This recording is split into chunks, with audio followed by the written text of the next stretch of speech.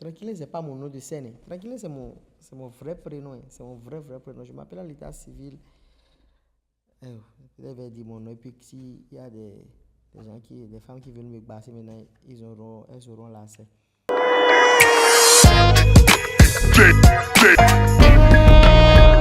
Bonjour, mesdames et messieurs, c'est Tranquillin. Et aujourd'hui, je suis à Nasuba Studio pour une session de podcast. Aujourd'hui, c'est vous et moi.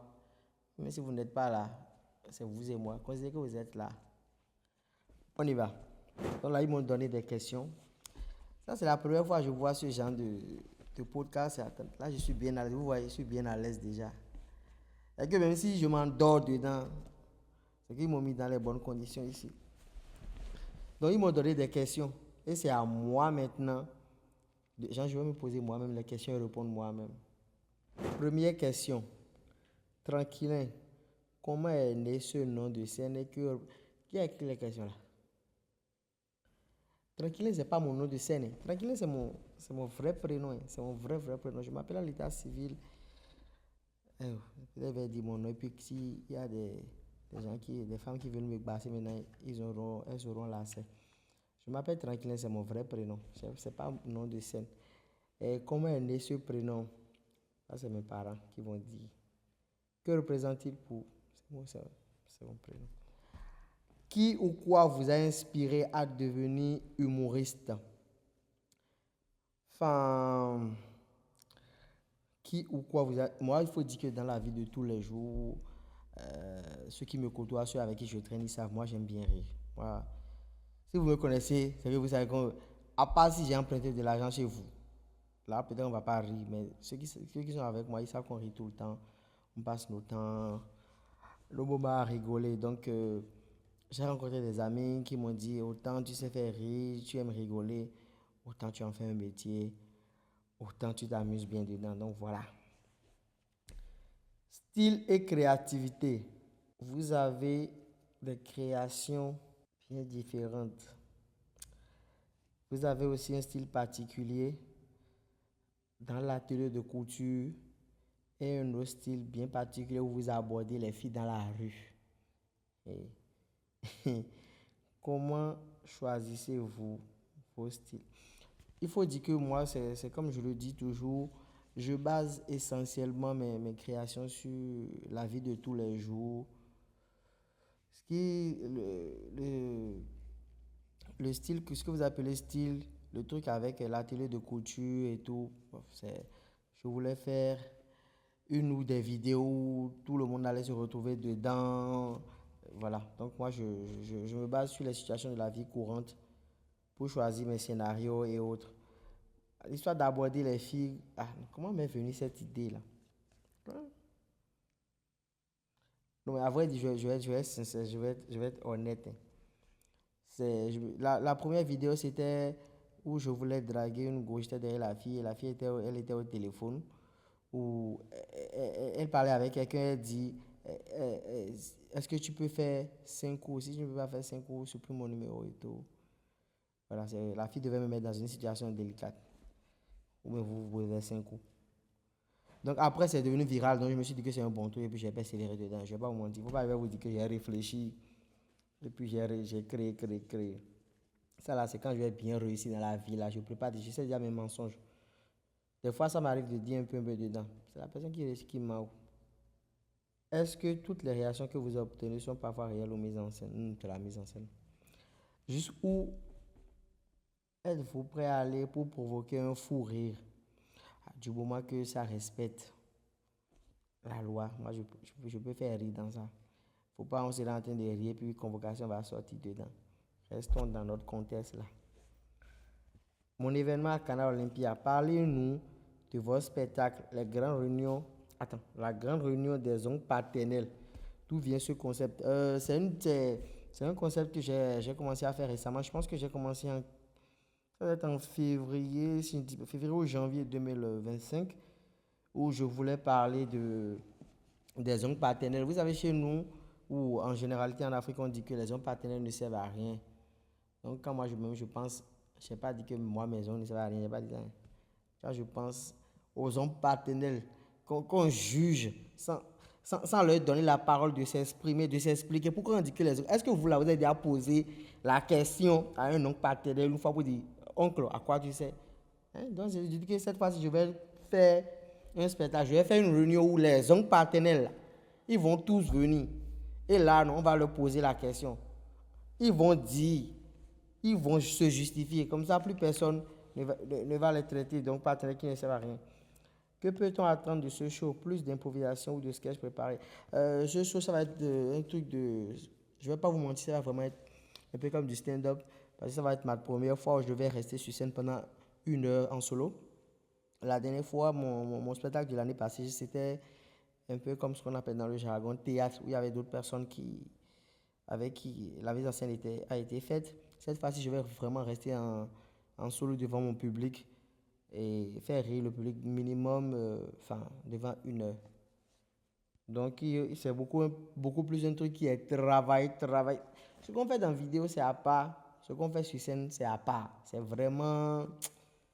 C'est comme tu joues au ballon dans ton quartier et maintenant tu vas en équipe nationale. C'est pas la même chose. Cette fois-ci, c'est du lourd, c'est du solide. Est-ce que le public va retrouver vos fameuses séquences d'approche dans la rue pendant le spectacle? Hein? On verra bien. On verra bien.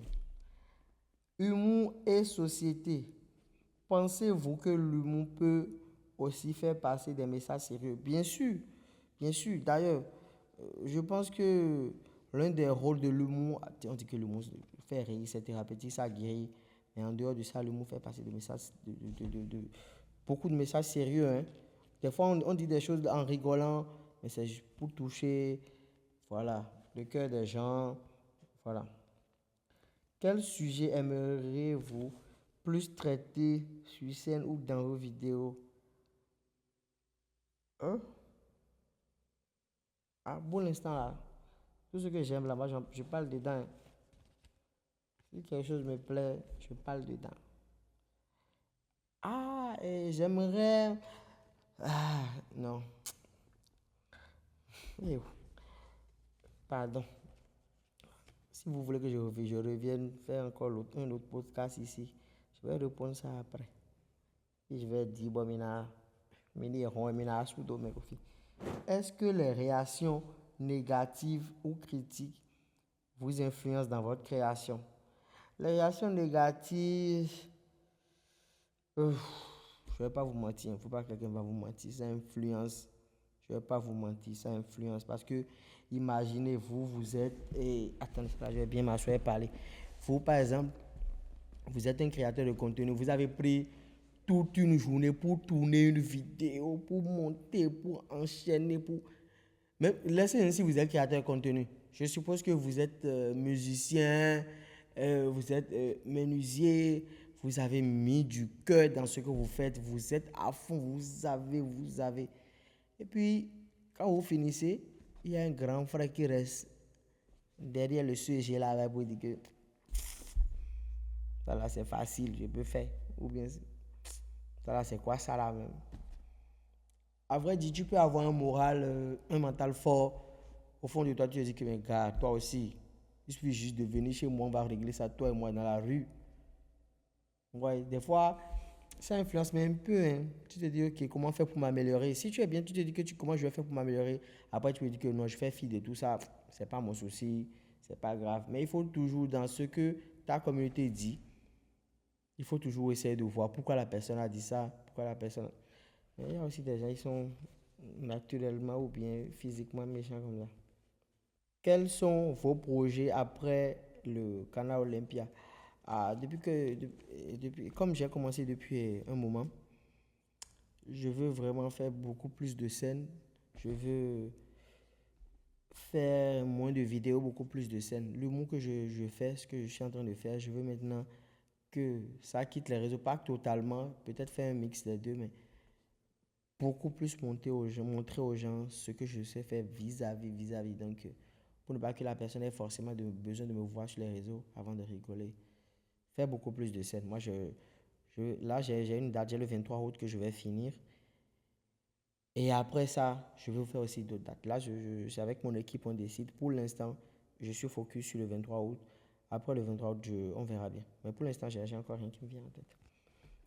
Alors, qu'est-ce qui serait un plus pour aider à rehausser l'humour au Bénin ou les humoristes au Bénin?